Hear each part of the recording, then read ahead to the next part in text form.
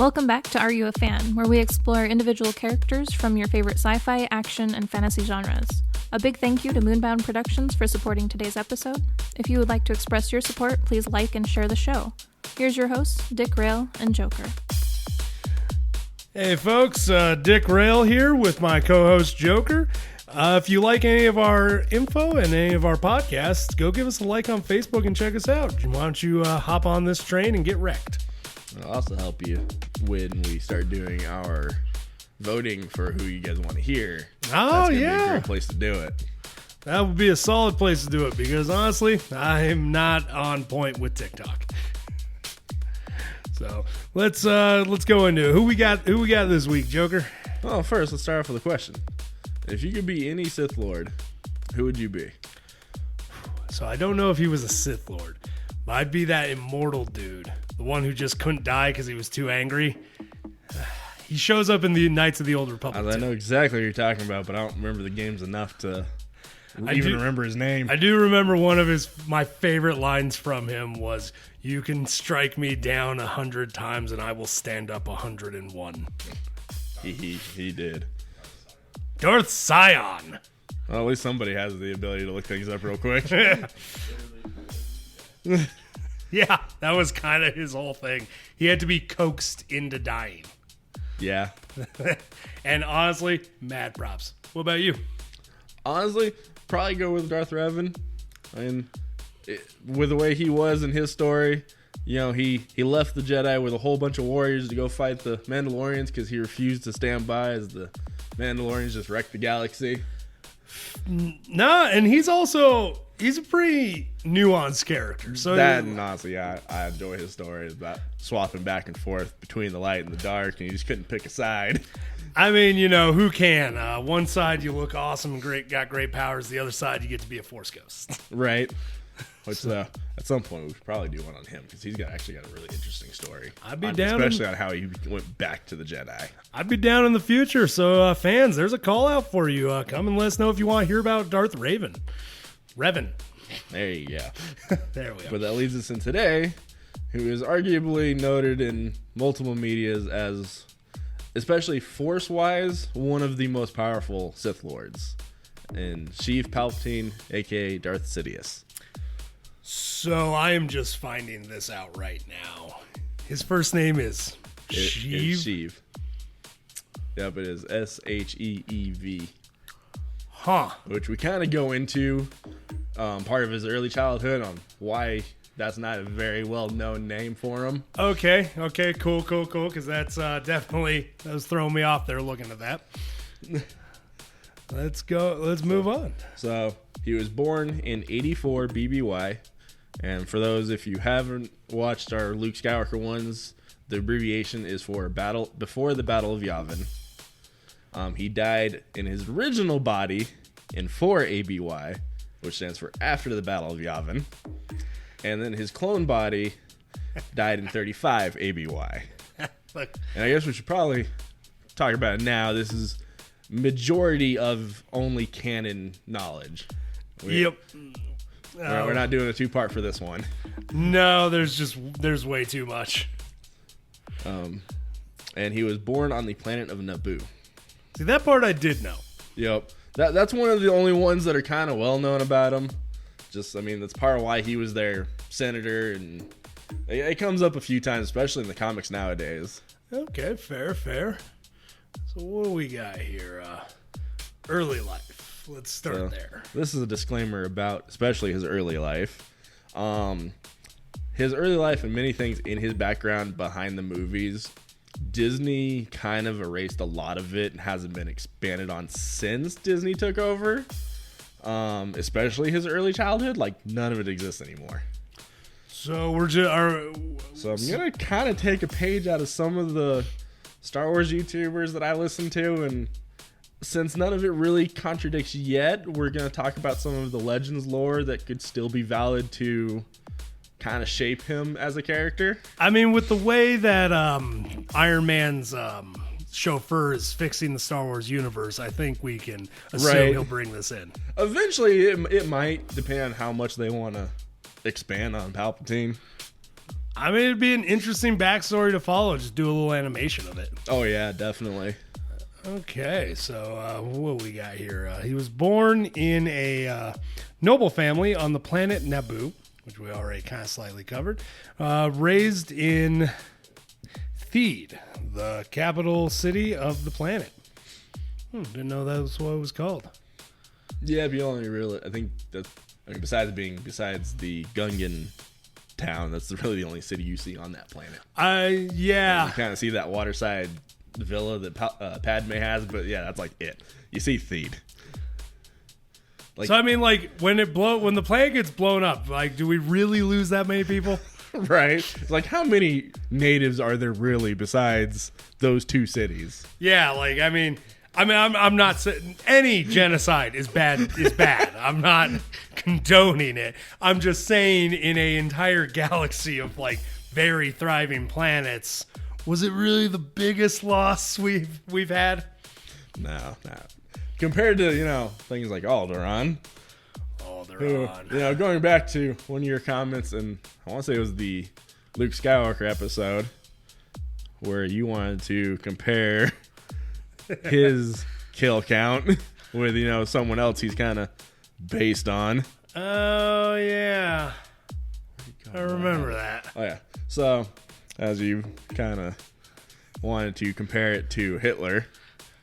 So, if you count just the Jedi that Palpatine killed compared to Hitler definitely beat him a lot. Because it was just around 10,000 Jedi that were credited to Palpatine in his Order 66. Holy cow.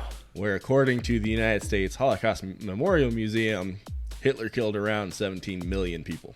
Hitler killed in total, with everybody he put into the camps, just around 17 million. When you count in Alderaan alone, Palpatine killed 2 billion. So, suck it, Hitler. We know who actually won that fight. Oh, damn. I think it was only like 12,000 Jedi or something like that. Like, it was still enough to where there was still a large portion that did survive. Okay, but he still was credited with killing majority of it. So this is our top runner now for most kills. It's Palpatine. With 2 billion.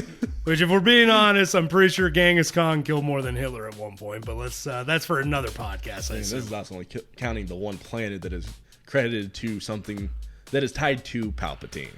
True. Palpatine. If you count the entire 2 wars that were because of him, it is definitely well above 2 billion, including Alderaan.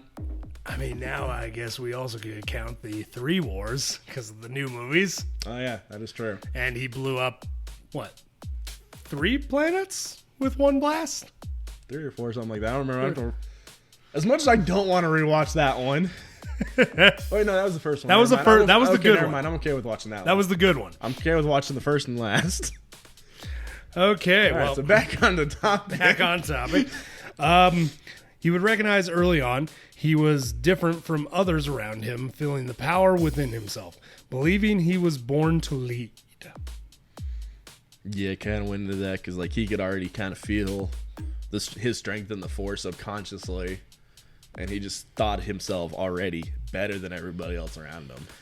Okay, that's tracks as far as a egomaniacal. And which really, that thought process alone kind of fueled everything he did growing up. I could see that easily. Because of that, he was actually highly ambitious and desired his family to take a greater role in the politics of Naboo. He would actually soon realize his family did not share the same ambition, which would lead him to start to hate his family. This hatred would lead to him start his machinations to kill his parents. He wanted to kill his father due to lack of motivation to move up in Naboo politics. And he wanted to kill his mother for not pushing the family to be better.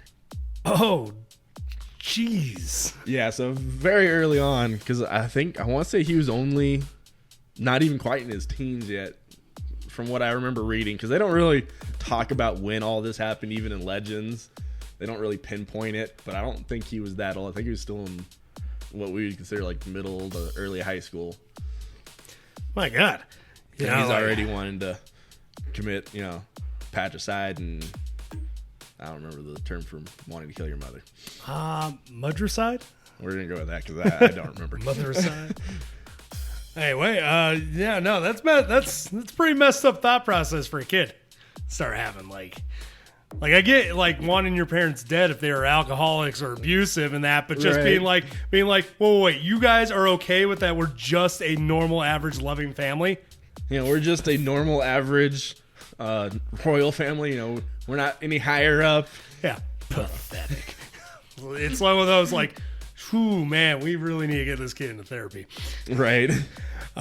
He would be disgusted by his family as an act of spite would stop using his given name and demand only to be referred to by his family name. So hence why Sheev is very unknown to a lot of people, is because at a certain point he refused to go by it.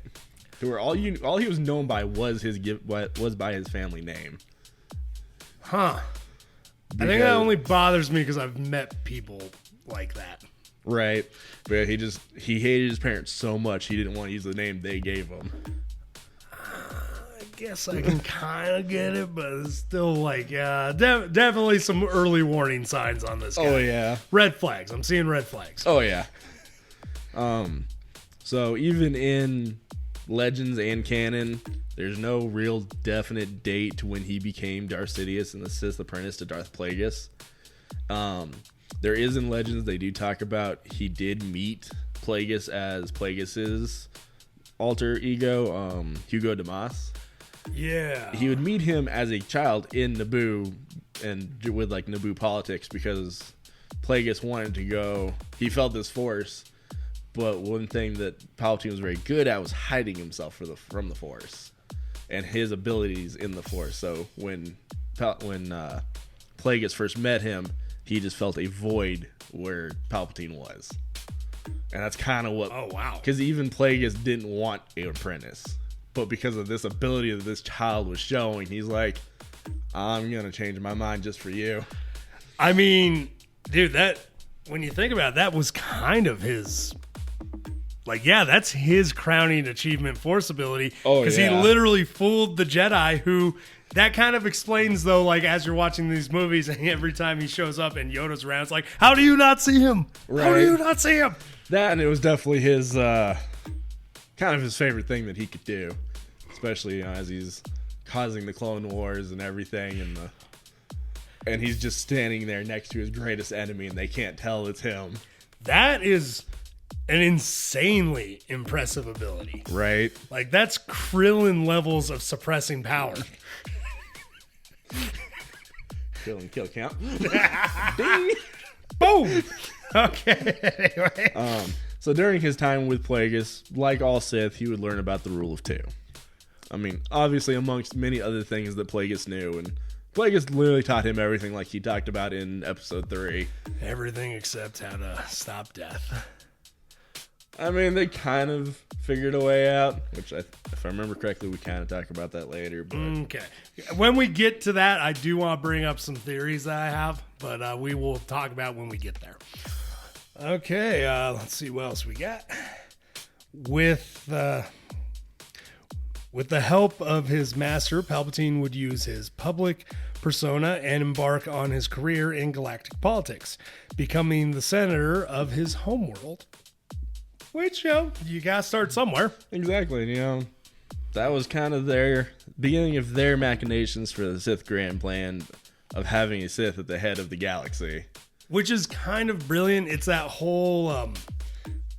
nobody expects the evil underlying people to play by the rules. Have you seen our politics? Okay, in fantasy novels, nobody expects it. Okay. In a decent world with decent beings, nobody expects it. Okay, that's fair. In America, it's one of those like, oh, I'm voting for this guy. It's like, they're all evil. Heck, not just us, everywhere. True. As seen in episode 1, Palpatine would start to work his pawns and machinations by appearing only as a hooded figure through holographic transmissions, and he would begin with Trade Federation and manipulate Newt Gunray into becoming their viceroy. Similarly, he would position Geonosis Poggle the Lesser into being the Archduke of Geonosis and becoming the controller of the droid foundries. which he would use those foundries in combination with the Trade Federation to build that massive droid army. But he had to have somebody he could control in charge of everything.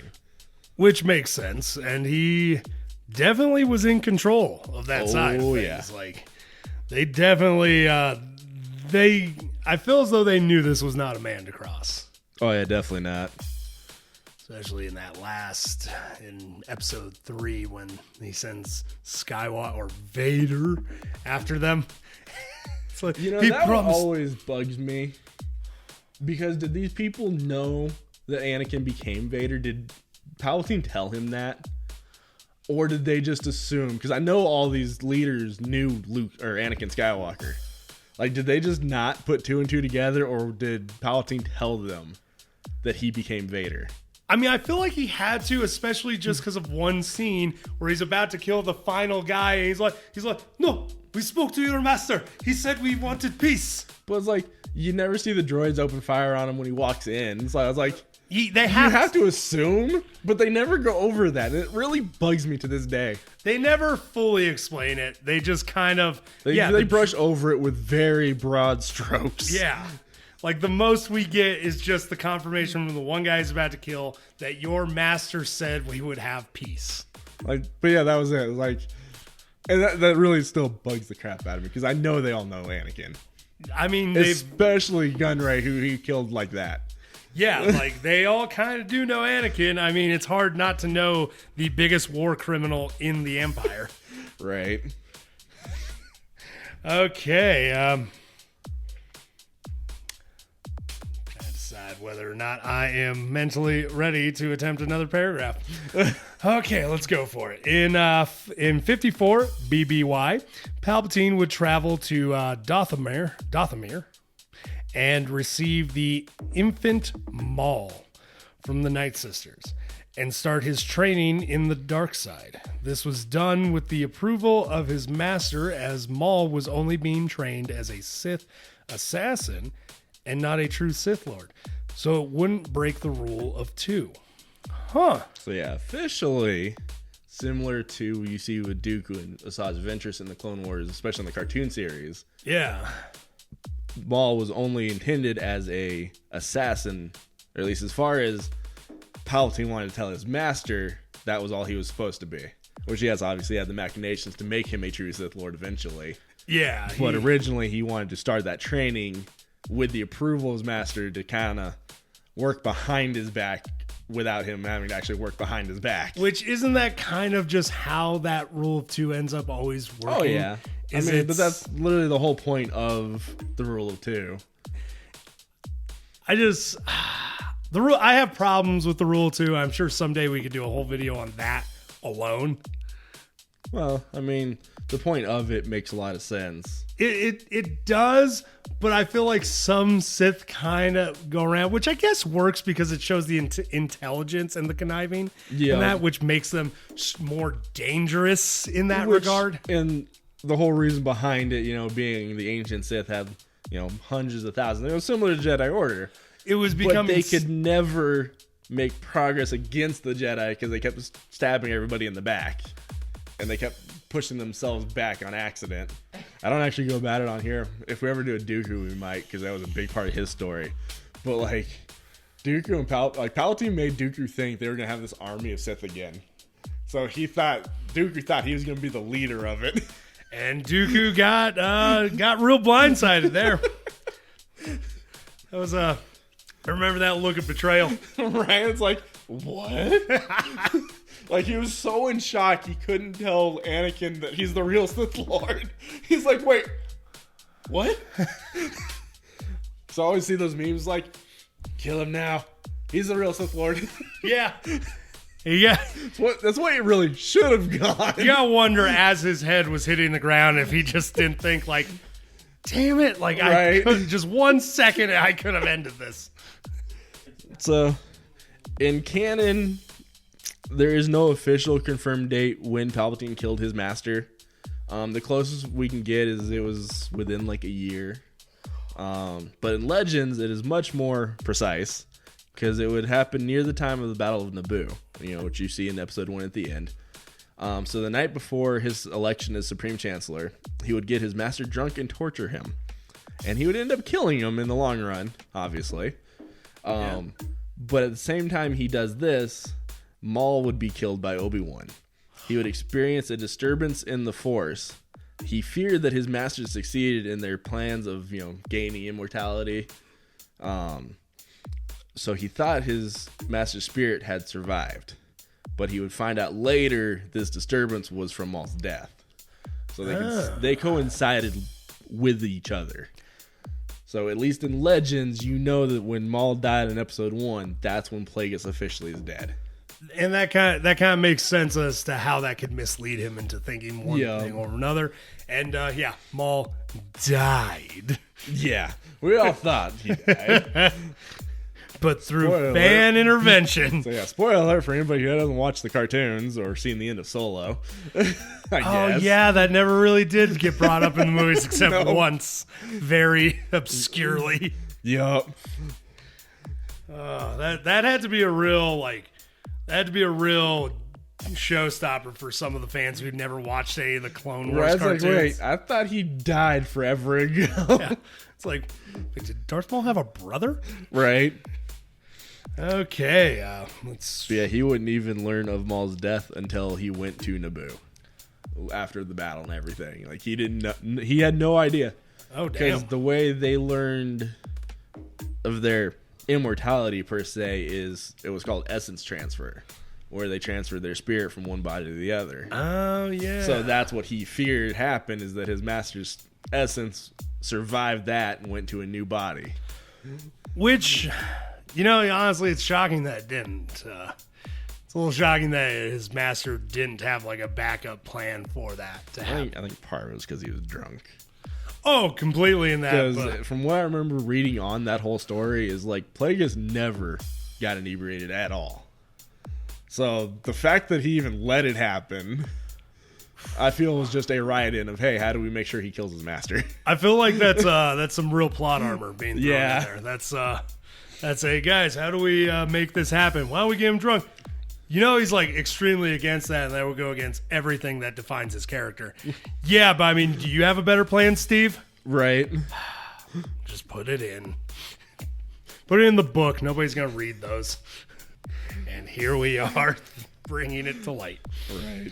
Okay. He would learn of Anakin Skywalker and his strong connection to the Force, and being the Jedi's chosen one, and began his plans now to make him his future apprentice. That felt better. Definitely. Well, yeah, he learned of Anakin on Naboo at, age 11. And he's like, you're similar to me with your strength in the Force. You're their chosen one. We're going to start these plans now. And it was very, like most of his plans and ploys, it was very long in its nature. I mean, you get them while they're young, and it's amazing what you can accomplish with with them. I mean, look at the Jedi. They kidnap babies half the time, which I ended up listening to a video the other day. I guess during wartime, they would do it even without the permission of the parents. They just went and took the kids. So at least during non-war times, when they didn't need the numbers, they if they didn't want them to go, they wouldn't take them, but they'd at least keep an eye on them. But in wartime, when they had to make sure their numbers were at a certain point, they just went and kidnapped them, like straight up. Holy cow! Like, just more and more reason why I do not agree with the Jedi Order. Right. In 30 BBY, Palpatine would go to the planet Jakku and start excavation on the planet, and he would also meet an orphan named Galley, who he would instruct to protect the dig site. In 20 BBY, he would return to Jakku, and by this time, the Jakku Observatory had been completed. And big thing with Palpatine, he built a lot of observatories, mostly that held a lot of things he didn't want people to find, like Sith artifacts. Makes sense. Or later on in the Empire, it'd be Jedi artifacts that he didn't want being brought back to the light. Makes sense. Think at some point you'd just destroy all that stuff. You would think. But I'm just a critiquer of evil masterminds. I'm not one myself. Right. And after he had returned to Jakku after the observatory was completed, he would actually explain his long-term plan to Galley that his future galactic empire could not be allowed to outlive its emperor and should die prematurely. Galley would adopt the name Gallius Rax. This was later the man who would be tasked by Palpatine to start the First Order. So, kind of shows how far in advance Palpatine really went. Yeah. Because this is before even the Clone Wars. Whew. Which we're finally down the list far enough to actually get to that point in his life. Holy cow, this guy's had one heck of a long history. Oh, yeah. And he definitely... He liked the long game. I mean, as somebody else who generally plays the long con in that, mad props. Game recognized game. So let's get here. We got the Clone Wars. Roughly 2 years before the outbreak of the Clone War, the Confederacy of Independent Systems would form, wanting out of the Republic due to corruption in the Senate and other various reasons. This would be hijacked by Palpatine, always an opportunist, and his new apprentice, Darth Tyrannus, or also known to the public and the Jedi Order as Count Dooku. They would use this movement to further the Sith grand plan to rule the galaxy. And that's something I'd like to bring up. That was arguably the most confusing part of the Clone Wars series, when at one point they just started flip-flopping between Darth Tyrannus and freaking Count Dooku. But that kind of showed his duality and what they were trying to do with their grand plan. And also, like, I understood it for one episode because it was literally, they didn't really know who Darth Tyrannus was. Exactly. It was him. But when they found out, the need that they kept flip-flopping it after that kept bugging the hell out of me. Well, Darth Tyrannus was involved. Do you mean Dooku? Well, yes, but it was under his name, Darth Tyrannus. That doesn't mean we just need to know that was him. I think a lot of times it was just easier to put it with when he was officially being a Sith, or if he was trying to be his public persona and working for the Confederacy and not as a Sith Lord. And because a lot of times he did it intentionally to further the Confederacy's things and not the Sith things, even though they kind of work coincidentally. True. And that makes sense. I guess, you know what? I guess my complaint is that it worked. Right. I guess my biggest problem with it is that it clearly affected me. So I guess he had something going. But yeah, no, they definitely took advantage of a very valid group who had valid reasons for wanting to leave. And they're like, no, we're going to take advantage of you, and you're part of our plans now. I mean, you know, when you play both sides, as long as nobody figures it out, you're going to win. Right. What else we got on this? So, shortly after the first Battle of Geonosis, Palpatine would publicly show the super weapon the CIS were building, as a ploy to frighten Republic officials enough to allow him to direct full funding towards secretly creating the first Death Star, which, you know, we see in episode 2 when Poggle hands Dooku the plans to it. So they had started these machinations obviously very early on. Which we get into some fun facts about the Death Star, since that's something we'll probably never actually cover on its own. Fair. Other groups that funded the creation included the Trade Federation, the Munilus Baking Clan, and the Techno Union. And obviously those were kind of more the publicly known, because it was officially being built as if anybody found out, it was a CIS operation, not a Republic one. It would take... So the station would take 20 years to complete and 3 trillion credits to build. Would be completed. So this one kind of jumps way ahead. So much money. Oh, yeah. And there's part of the fun facts that goes into actual dollars on how much it would make, because people decided to do that math. But to jump ahead real quick, it would be completed in 0 BBY. And I could never find an official date of how long it was operational. But it was only estimated roughly about a week between all the different plants it blew up and testings. It was never a very long surviving station. And for then how he just long it took him to build and the money, and he just loses it. and he proceeds to attempt it 4 more times. Not that many, only 2.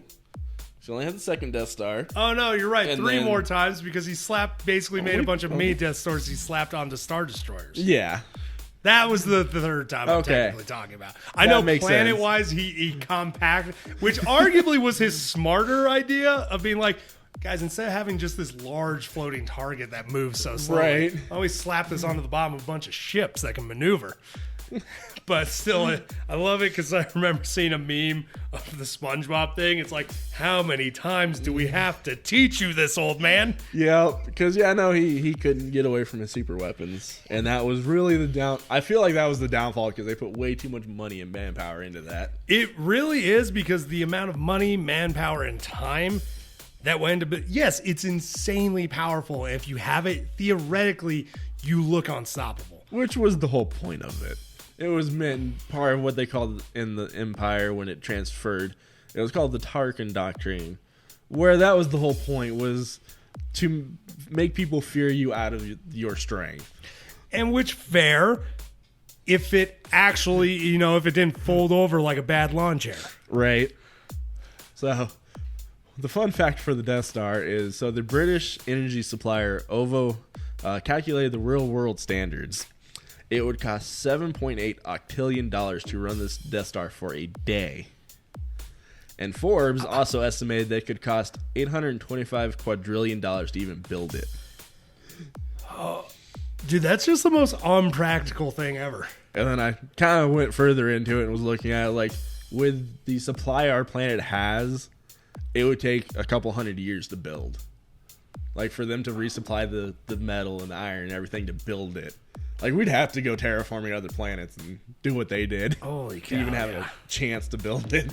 Oh my god. And then, obviously, we have nothing that can make that weapon, but, I mean, we can get close. But nothing quite energy-based like it. Yeah. Nah. Still, like, I mean, yeah, insanely impressive, just, like, impractical to a almost Looney Tunes level. Right. Like, yeah, that was Palpatine's downfall. But guys, I need to play. I want the ball thing. And then they're like, Palpatine, we could rule the galaxy right now easily. And no, the ball, the moon. But the boat. You in that goddamn boat. So, okay, that was a insane, gross amount of money that went into that. We also have Palpatine would play a large part in the war in the background, both sides. I think if you've seen the movies, you kind of piece that together. He would give intel to each side to help it drag on. He wanted to drag the war on for multiple years so that the galaxy would be desperate for peace at any cost, even giving up their personal freedoms. He would also do this to cause public opinion on the Jedi to change from seeing them as peacekeepers and heroes and start to think of them as warmongers. This seems like the complete draft and plan for Hitler's guidebook. Right. Like, damn, if Hitler was an immortal Sith Lord that lived and planned this out years in advance, I would assume Palpatine was completely based on him. Oh, yeah. But yeah, because, like, I ended up watching a video that talked about why, I guess somebody had questioned, why did the war take so many years?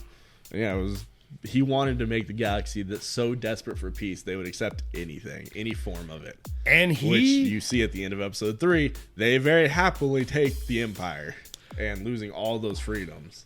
I mean, yeah, no, they fully go into it. I think also the Bad Batch did a great job of showing that with the episode where they go to the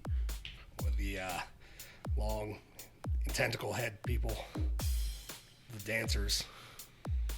Are you talking about the Twi'leks? Twi'leks, yes. When they go to the Twi'lek planet and they show their revolutionary leader, he's ready to submit to the Empire just for peace, even though. He was also just a really crappy leader even during the Clone Wars. that No, he was in it for himself. I'm not talking about the fat one. I'm talking about the revolutionary one that the fat one didn't like because he did care about the people. Okay, you're talking about Syndulla. Okay. Because he was willing to forgo these freedoms because it did mean stability. He knew also what it entailed. He was scared of it, but it was one of those he begrudgingly accepted because he was tired of watching his people just fight and die. I think he was also just tired of fighting himself. Yeah, and then Honest. Well, that changed real quick when the Empire screwed them over, and he's like, "Oh, the flames reignited." Yep. Yeah, and you see, especially in the cartoon series, very much the second part of the opinion on the Jedi being changed over time. That was a very heavy piece in that cartoon series. That was a solidly done story arc too. Oh yeah, like impressive because they didn't come at you all at once with that concept. It slowly made you think about it. And they honestly, I feel like they used that a lot with Ahsoka. Yep. Especially after she left the Order, they really showed what the public thought of him when she was no longer considered a Jedi. If anything, it almost feels like I don't know. I haven't watched any interviews, so I don't know if the writers did this on purpose. But it feels like we get to see the fall of the Jedi through Ahsoka's eyes. As the kind of do, yeah. Like Ahsoka's the stand-in, the fresh-eyed kid who comes in loving the Jedi, thinking like, "Oh, the Jedi are great," and slowly becomes disillusioned over time. Exactly. Which really beautiful writing when you think about it. Oh yeah. Moving on once again. So during the war, he would very heavily use propaganda in favor of Anakin Skywalker, quote unquote, the hero of the Republic, showing his dedication to it. It looked like you were about to say something there. War criminal. Yes, when you really think into what we consider war crimes, yes, he is very, honestly, both sides are very heavy on that one. True, but Anakin's supposed to be the shining example, and well, they don't need to know all his details. Yeah. Proceed on. But they would even take advantage of his injury on Geonosis by Dooku, where he got his arm cut off, to show the lengths Anakin would go to protect the Republic. And he would make sure that the majority of the battles Anakin was in, that he would be victorious in it. And if he wouldn't, he found some reason every time to find him to pull it from the battle. Wasn't that why Anakin never really went up against General Grievous? Partially, but also part of it was because of a throwaway line in Episode 3. Oh, yeah. When they first meet, they talk about being shorter and taller, or taller and older. Yeah. Yeah, kind of because of that line, they had to work around it. Which makes sense, but I did like that they did throw in there to make it work. They're like, oh, Palpatine was scared of them ever facing off. Yeah, because he couldn't control Grievous the way he wanted to. Yeah, like he could generally, like Grievous was a good soldier and would do what a soldier did, but Grievous seeing a chance to take Anakin out. Oh yeah, he would have. Yeah.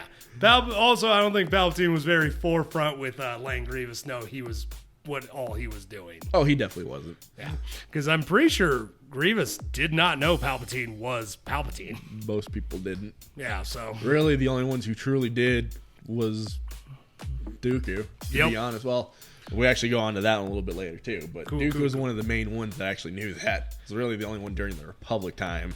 Yeah, which makes sense. But all of his propaganda for Anakin, he also did it to make sure when he ordered Order 66, the public wouldn't see him as a hypocrite for having Anakin at his side afterwards.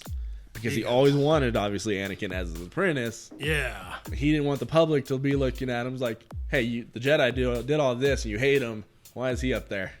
Because he was there for the Republic. And that's why he did the things that he did specifically in the war to make it to where he wouldn't be called out on it later. That's actually pretty brilliant logic. Right. And strategy as far as propaganda goes. Solid work, Palpatine. Solid work. So after that, we kind of skip most of everything else because he has very little actual story behind the scenes during the movies, to be honest. Fair. I mean, he kind of already set everything in motion at that exactly. At that point, it's like, putting bread to bake. You just kind of sit back and watch it. Yup. Okay, what we got here? Palpatine would use recordings of the fight he had with the 4 Jedi Masters who went to arrest him to his advantage and cut a new recording to show the Jedi attempting to kill and seize control of the Republic. Oh. So, and he also, I found out, they had found the journals to Windu, and he kind of altered that. So, between the journals of a Jedi Master that went, and he cut certain pieces out of his fight in the office. Kind of have to, with, right? What he did, spin attack. But he definitely took advantage of that to where it made it really look like the Jedi were trying to do what he said they would do. I mean, that's pretty brilliant, actually. Yeah. Might as well use that as that's solid. Let's see. We also have, after the fight in his office, he would contact all clone commanders personally to enact Order 66 and would declare himself as new Galactic Emperor with almost no resistance. You know, that's what happens when you kill pretty much all of your resistance. Yeah. So one guy like, I have an issue with this. Zzz. Right. But that was the thing, is like, as you see in episode 3 where he's calling all the commanders, that's what he's doing to every commander in the galaxy. Like, he is going through personally talking to every one of them. It's not just a mass recording saying, hey, execute this order. It's like, no, we're going specifically to each one. That is a lot of calls. Yeah. To Can you make, imagine how long that actually took? Long enough that I'm a little disappointed not one Jedi was able to get they're turning on us. Well, that's kind of part of how, like, when you see with Yoda, that's how he figures out, because he feels the disturbances everybody else is being killed off. That's also when Ahsoka. Well, that was mostly also because Rex was able to hold off long enough to not shoot her right away. True. Because if you really watch that episode, if Rex didn't hold off, she would have been dead. Oh, probably completely, but then Rex is our homeboy, so. And then you got the one from Jedi Fallen Order, in his cutscene when his master dies. It's similar to Yoda, where he feels that disturbance, and then he notices the clones, and he's able to survive long enough to get his apprentice out, which is who you end up playing as in that game. Really need to play that. That, I think, is why so many Jedi were able to still survive their commanders, is because it was taking so long, they were feeling the deaths of the Order. Which makes sense, because, Yoda felt that and then just went haymaker. Right. I still wish they'd had some kind of interaction with Chewie right there. Like, what did you just do? Yeah, it would have been nice if Chewie for 1 second was like, okay, like, I know we've known each other a long time here, but you mind telling me what's going on, buddy? Right. No, instead Chewie's like, awesome. Let's just run away with you now. Yeah. Now that's a ride or die. Chewie, when you really think about what Chewie's been through with the people he's been through, Chewie's a ride or die, man. Yep. The only one that'll ever be more than him is R2. Oh, yeah. Because R2 keeps his mouth shut. As we saw through the entire original trilogy. Yeah. And then the sequel trilogy. Yeah, literally shut down so they couldn't find Luke. I did it for you, Luke. Right. So now we jump into the Imperial Era after becoming Emperor. So this paragraph's kind of what we were talking about a second ago, that only a very small handful of people actually knew Palpatine was truly a Sith Lord, outside of his apprentice and the hidden Jedi Yoda, Kenobi, and Ahsoka. Obviously, they all found out at the end of the Order 66 and all that, you know. Kind of expected. So the first one, or the first two, the big ones, is the Vice Chair of the Galactic Senate, Masamita, which is that big, tall blue dude you see in the things. So he knew. Huh. And then the Chief of Staff, Sly Moore, which was the other chick on the other side, the like white alien bald chick. Oh yeah. So they both knew he was a Sith Lord, but they were like the only ones. Because, you know, obviously being his close political allies, they kind of had to find out. And kind of at that point, you know, I would just say, start buddying up to him. Well, that, and like you can kind of see with Masamita, as the longer he's with Palpatine, like the darker he looks. because his clothes get a little darker, his face looks a little darker. So it's like being around Palpatine's corrupting him. I'm gonna need to go and rewatch those because I never noticed that. I think you notice it the most, if I remember. You see it more in between episode 1 and 3, because before he's with Palpatine, and then you kind of see him at the end of the third, where you kind of it looks like he's got some massive bags under his eyes. I'm definitely gonna rewatch that because I'm curious now to see it. And then part of with Sly Moore, his chief of staff, she's actually also one of the rumored,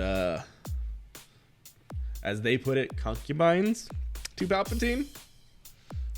Huh. Because, especially with the sequel trilogy and him having a granddaughter, it put a lot of speculation onto who did he do it with to have even a kid. Huh. Which we also go on that later and get more detail, because they never explain it in the movies what happened.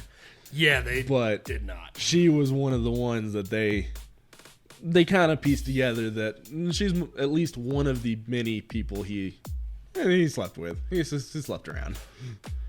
You know what bothers me slightly about that is he clearly had a clone made of himself. Why does the clone still look like it went through the electrification?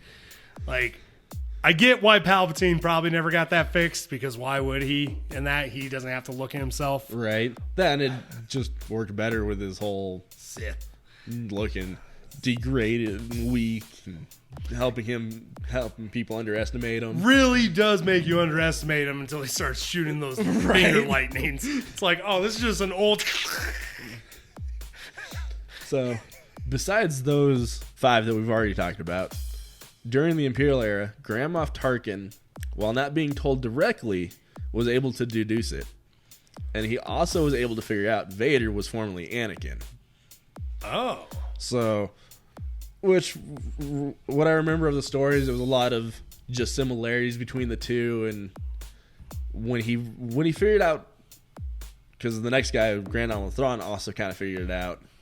They figured out from Anakin, or they figured out who Vader was, and from there, knowing the Sith, they kind of deduced that meant Palpatine was the Sith Lord.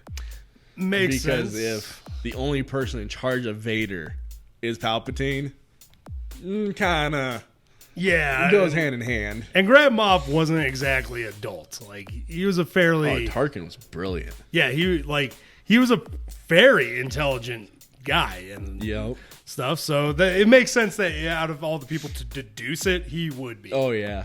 Which I kind of skipped over because it wasn't as hugely important, but Tarkin and Palpatine actually met when they were both very young.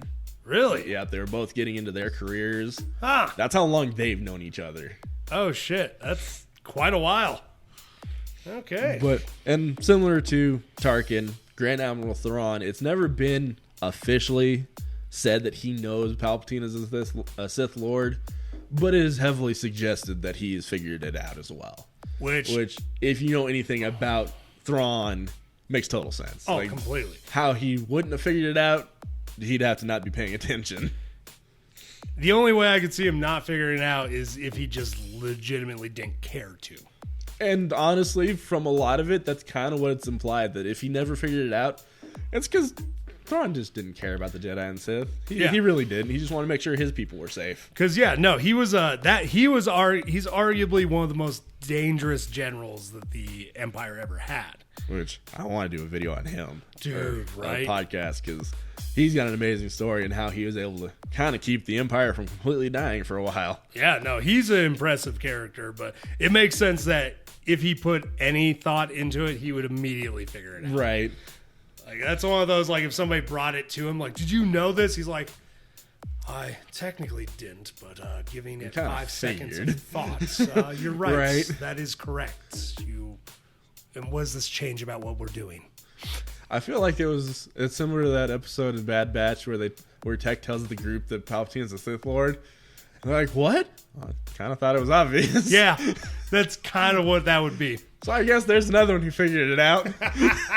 Oh, shit, yeah.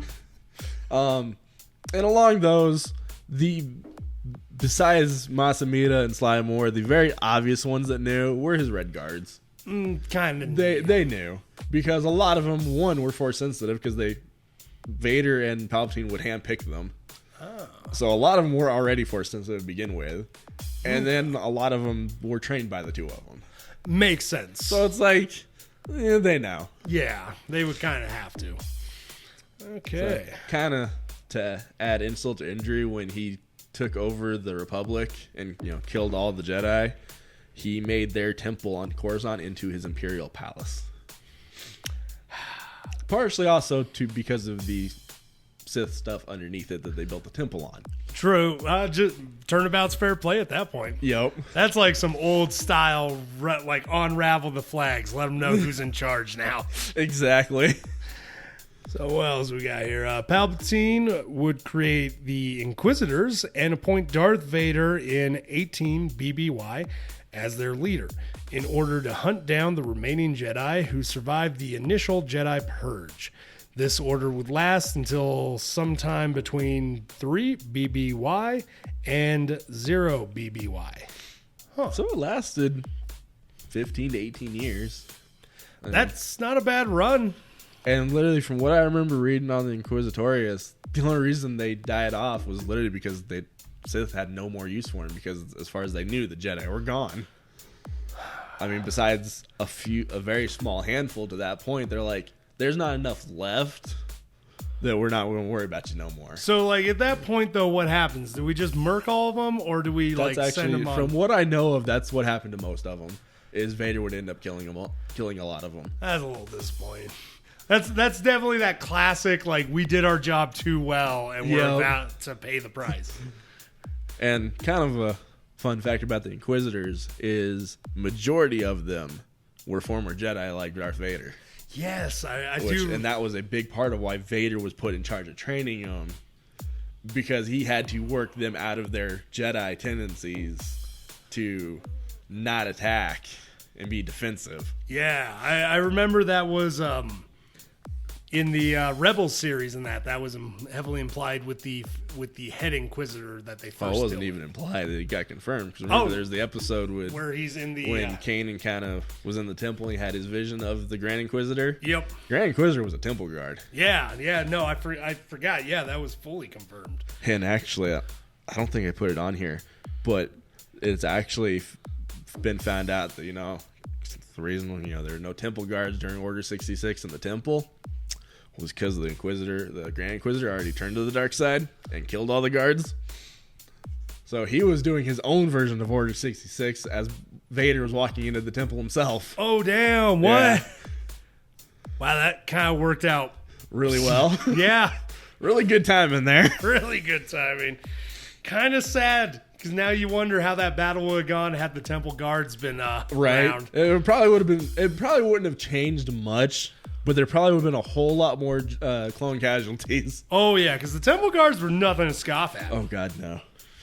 Okay, well, let's not go down that rabbit hole, because I feel like there could be a lot there. So, the first assassination attempt on Emperor Palpatine's life would be aboard the training cruiser Defiance. Commandant Pel Bailio would secretly set his ship's course en route to crash into Christophsis' sun. Vader, with some help, would end up discovering this change and change the ship's course. So part of why I didn't go in depth on this is if we ever do a Vader comic or a Vader episode, it is a Vader comic that goes over it. A lot of Palpatine stuff is in other people's comics. So a lot of it really coincides more in their stories. That it kind of makes sense. It's similar to that whole Raiden thing. Like they're the people behind pulling the strings. Yeah, where we talked about a lot of his stuff in the first episode with Sub-Zero and Scorpion. Yeah, like a lot of Palpatine stuff we'd actually be covering as well in Vader's. Yeah, no, that tracks. That makes sense. So okay, that makes sense. We've skipped definitely a lot of stuff in the Imperial Era because of that. Because there are other characters we're going to do that are going to be heavily influenced by this character. Like, we've already had a lot to talk about him because of Luke. Yeah, true. Luke, heck, all these characters that keep popping up that he is manipulated and got involved in. So it makes sense. We can cover that stuff later. Okay. He would spend most of his time in the early stages of the Empire building it, and later would spend his time trying to find immortality and continuing to train Vader. Because majority of his time as Emperor, at a certain point, he just left it up to his ruling council, and he just did his Sith stuff. It kind of makes sense as long as you keep an eye on them and make sure they're not working against you. Just let the people who are literally spent their entire lives training to run things. Right. Let them just run things. And which we see up until the original trilogy did a pretty good job at it. They really did. Honestly, also there's a lot of argument and reasoning that like the Empire not as bad as we might think. Were they fascist dictator leaders who committed mass genocide? Yes. Was the universe a slightly safer, more regulated place with them in charge? Also, yes. Right, it was definitely one of those. It was a double-edged sword. Yeah. Like the galaxy was definitely in a better state, but the ruling government was also horrible. Yeah, like I'm not defending them. I'm just saying, guys, was the alternative of just running around shooting willy-nilly. I mean, as often as the galaxy was at war in some form while the Republic was in charge, the Empire really did a better job. They really did. Which is really sad to think about. It is. But freedom breeds war, and subjugation breeds peace. It's sad to think about. It really is a sad thing to think about. But it's safer in a cage than it is in that field. Fucked up statement, I know. Also, sorry for saying the F word. I've been pretty good about this episode, but that is a effed up statement. That is also slightly accurate. I am also not a fascist. I'm a Native American. I do not support the Reich. Okay. He also had worked on cloning himself on the secret Sith world Exegol. Yeah, so the world you see in episode 9. Yeah. The Sith world, yeah. He already found it long before. And that's where all that cloning stuff originated from, is when he first found it. You know, he started his project during the Imperial Era on that planet. Which kind of makes sense, because I remember in the original Legends stuff, he was big into cloning then too. Oh yeah, that's why I was like, unlike a lot of people who get very upset about Palpatine returning as a clone, I really wasn't, because like that's what he's already done. I remember so many times. I remember when he did appear, somebody was like, "Can't believe you bring him back as a clone." I'm like, do you know nothing of the extended universe Palpatine? Right? It's like, this is kind of what he does. He's all about clones. We literally sat through 3 movies of clone stuff. Did you not think he used that? Right? Because that was actually part of some of the cloning stuff he used. He tried to use the Kaminoan technology and techniques. Which makes sense. They kind of owned the market on the concept. Oh, yeah. And up until the Clone War, they owned, literally they owned it. Because they were the only ones that did cloning. They were very expensive for it, but they also never did, up until that point, they never did armies. They did individuals. Which makes sense. So they were like the people to go to if you wanted it. Huh. And granted, it was usually only the rich that could ever afford it, but... True, but still. And it wasn't until really the Clone Wars that other places would have cloning technology really readily available because of, Palpatine. Yeah, I can see it. Palpatine would definitely make that thing. Well, part of that was because, when you make your war last on so long and one of your armies can only be bred so fast compared to the other side, you had to find techniques to make them quicker.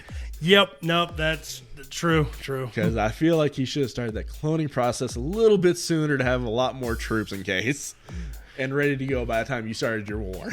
Yeah, but everybody loves an underdog story, and arguably him playing both sides wouldn't really matter. Right.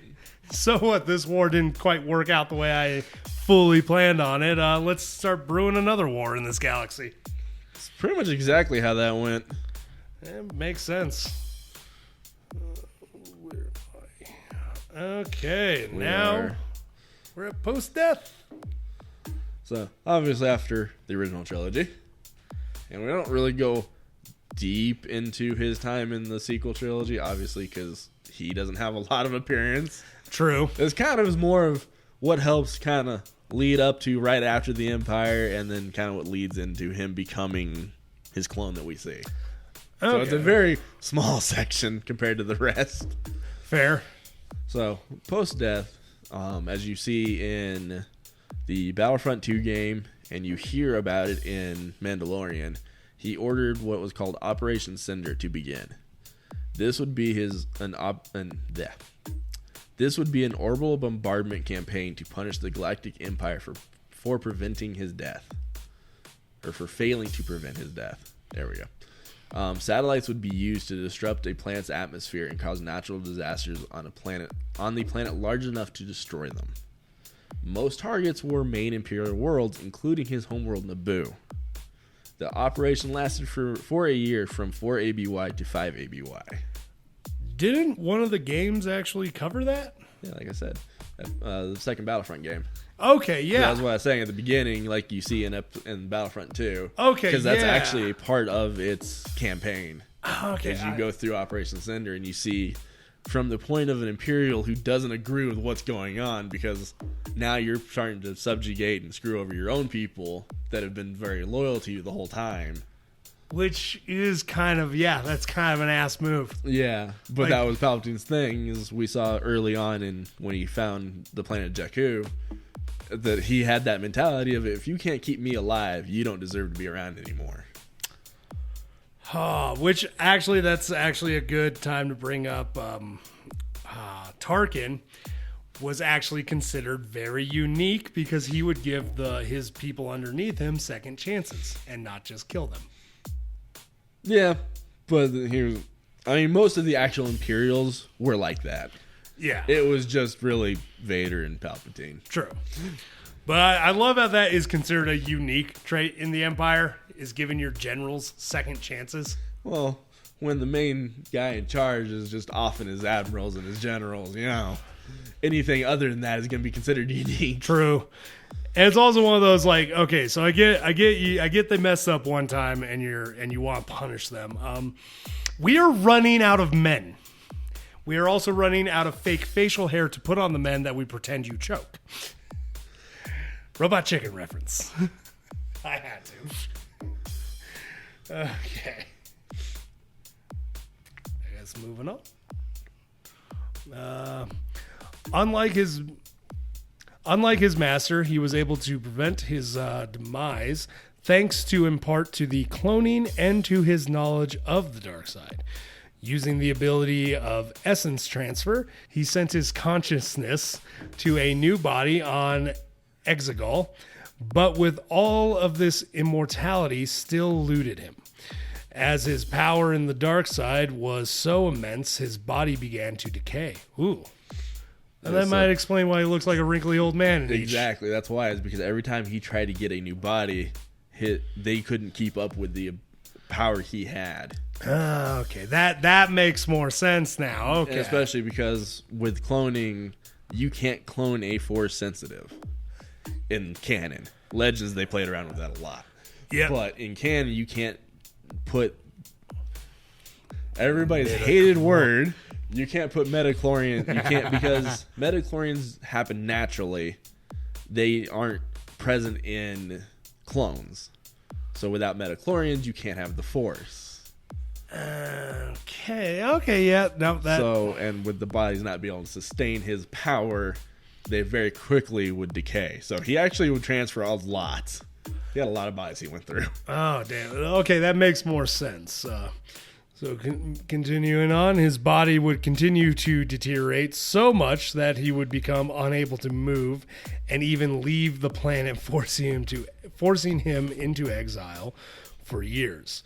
He would patiently plot his return to the ultimate revenge on the Skywalker family. As we all see, he ends up using, we actually talk about it later, so I'm not going to go into that part, but that's kind of why he's on that crane or whatever is holding him, because he couldn't move anymore. Okay, that makes sense. Dang, that really just kind of sucks. Right. That I remember. That reminds me of somebody asked me. They're like, so if you could be immortal for the rest of your life, but you would be weak to a point where you could only pick up 5 pounds would be heavy to you, would you still do it? Apparently, Palpatine would. Well, he thought eventually he'd be able to get away from that. Not soon enough before Rey came in. Oh, good on you, girl. Which we actually kind of go into that part now. Woo. So the Sith Eternal cult, which you see in Episode 9, they would try to create clones for Palpatine to inhabit. One such clone would become regarded to as his son, who lacked any Force sensitivity. Even though being considered by Palpatine as a very big disappointment, he was permitted to live as he continued his bloodline, and he had hopes they would achieve a more favorable result naturally, which these hopes would be realized in 15 ABY when his son would meet a woman and they would have Force-sensitive daughter Rey. Oh.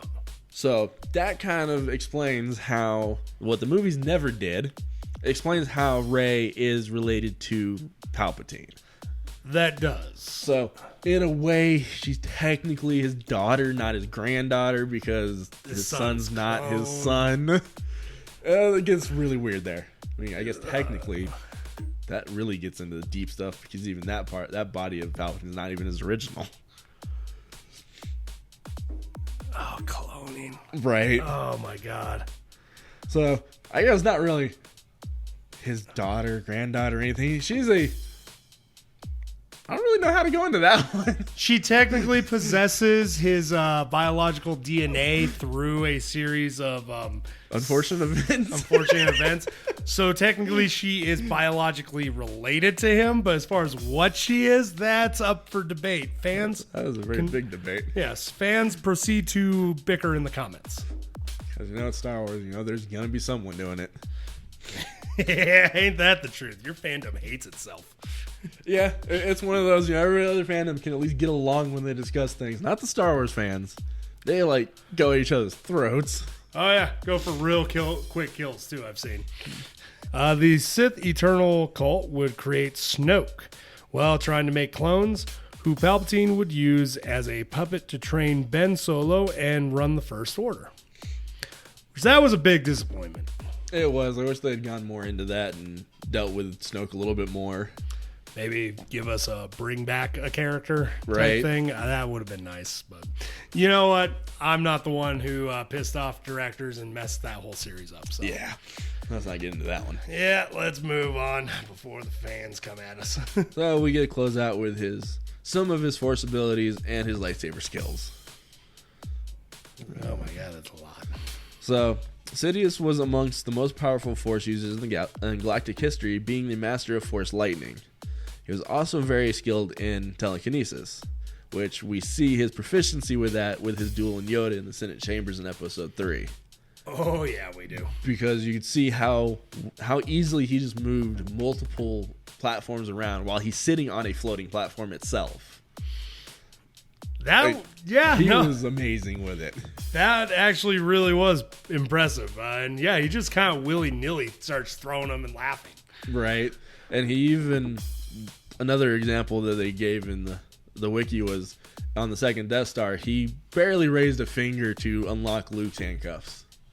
He barely did anything, and he was able to use the telekinesis to unlock them. I mean, I think one of the good examples, too, is when he goes after Darth Maul in the Clone Wars series. Oh, yeah. And he just walks through all the guards, basically even choking them before he's in the room. Right.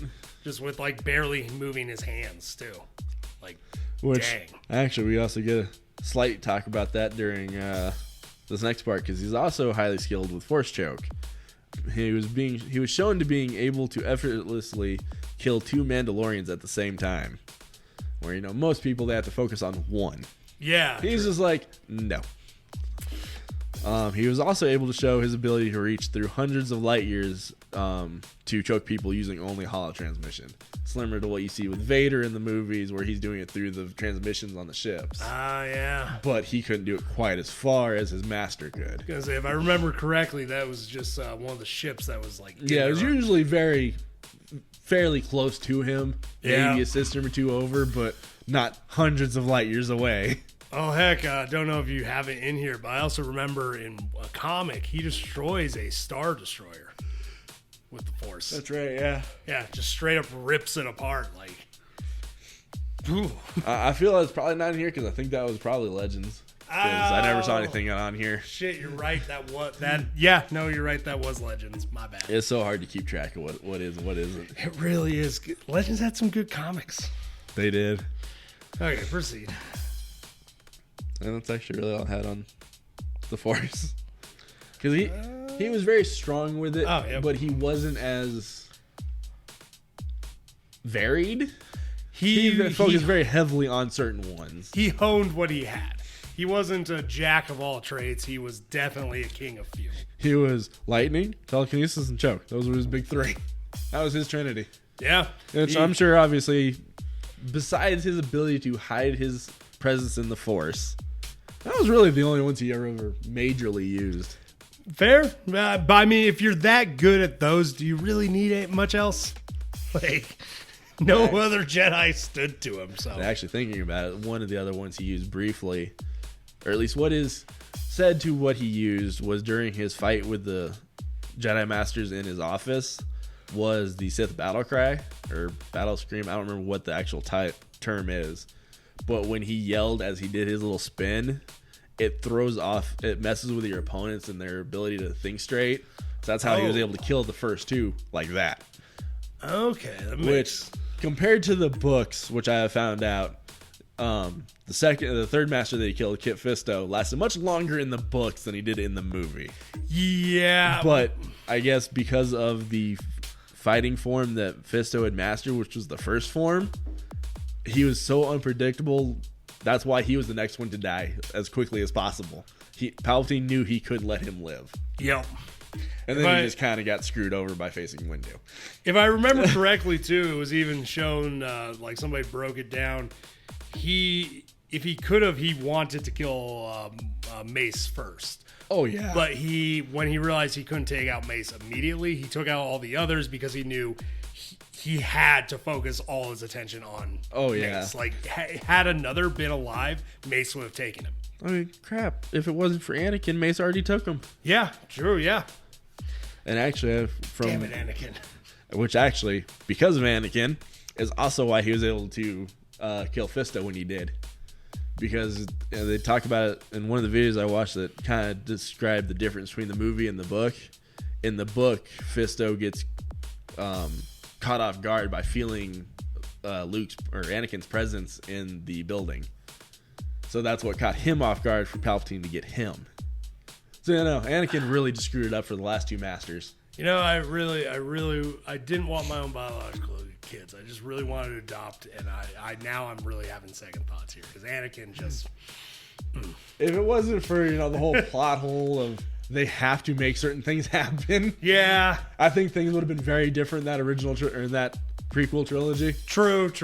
But for the fact that it had to lead up into the original trilogy, that's always the problem with prequels, right? Is it's one of those like you see so many plot holes, but you're like, oh no, it has to happen because otherwise this movie couldn't exist. That's honestly why I hated watching like the Clone Wars series. Yeah, knowing all those times they could have killed and captured Dooku, but he makes it to the third movie, so he can't die yet. Same with General Grievous.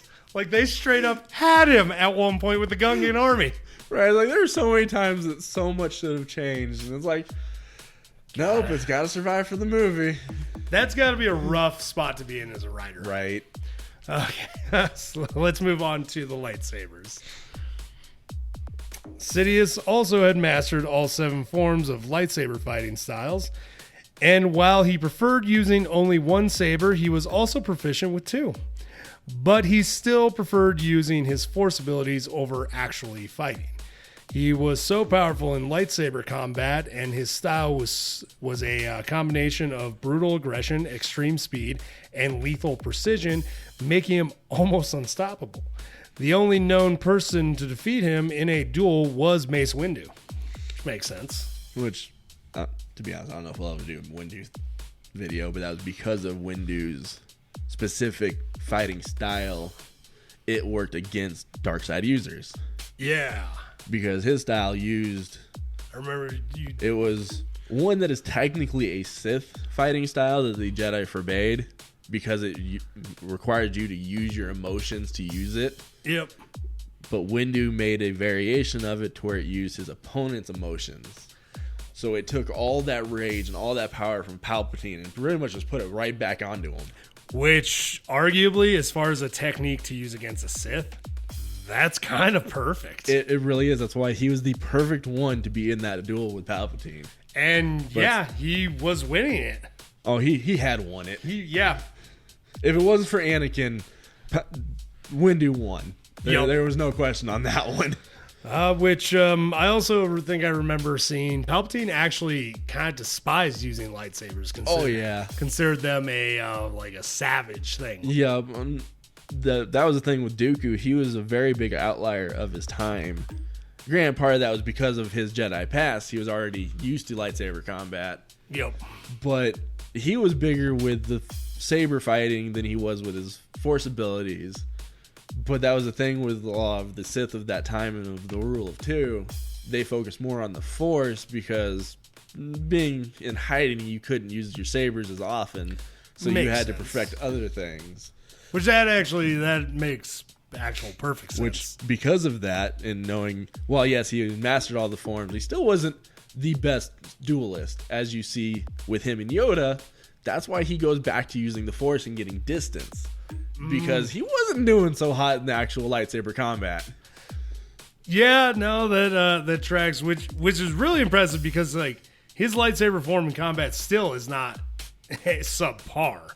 Well, depends on which one he's using. Yeah, I guess. As I found out, he mastered all of them. He didn't. Well, it was the beginning of that whole paragraph. Oh wait, there's only 7 forms? Yeah. I mean, each form usually has 2 versions to it. So technically there's more like 14. But officially there's only 7 actual forms. Huh. I don't know why I thought there'd be more. Probably because technically there's the 2 for each of them on average. Yeah, I guess I also thought there'd be more because I assumed all 7 forms was I don't know, maybe the Sith had 7, maybe the Jedi had 7. No, they both had the same styles where the one that Windu used was more predominantly used by the Sith. Kind of similar to the one that Darth Maul used. I don't know. His was primarily because of being dual wielding or using a dual saber and just his aggression. But most Jedi only focus on 3 of them. Okay. It's usually up. I think it was actually the first 5 on average. I don't know what I'm gonna do with this knowledge now that I have it, but I'm gonna have to ponder. I mean, besides Fisto, there's nobody that's really known to have mastered the first form because it was just that basic form that got people into learning the lightsaber.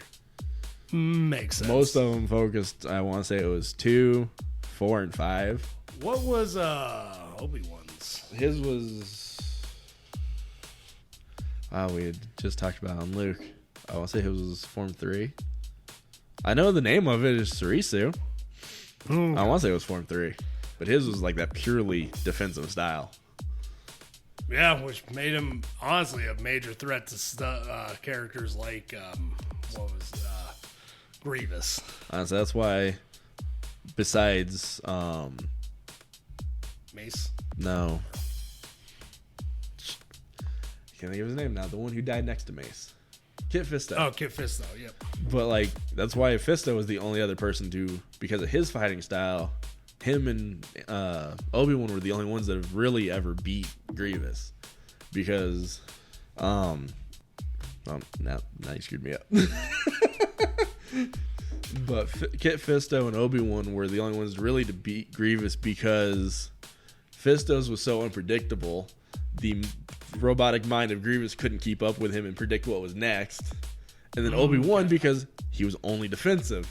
Grievous, what he did was he would mimic his opponent and use it against them. You can't really use a defensive form to attack.